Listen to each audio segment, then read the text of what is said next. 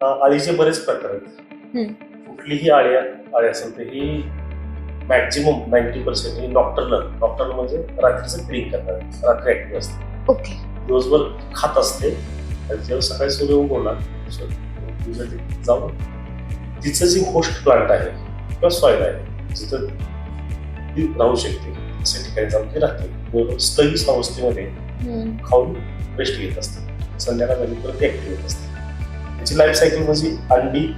आता एक्झाम्पल आपण समजा स्पोडोप्टेराची अंडी पूर्वी लावलं असते किंवा तुमची हेलिओटीची आहे बरोबर आहे. त्याचं जर घेतलं जनरल 21 दिवसाची लाईफ सायकल असते. त्याच्यामध्ये एक फिमेल 300 ते 350 अंडी आपण असते कमीत कमी.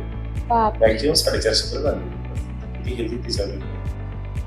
ह्याचं ज्यावेळेस एक लिंग असतं तर हा एक पिरियड आहे. जनरली फार्मरच्या अँगलने जर बघितलं त्या अमावस्या पौर्णिमा म्हटली जाते.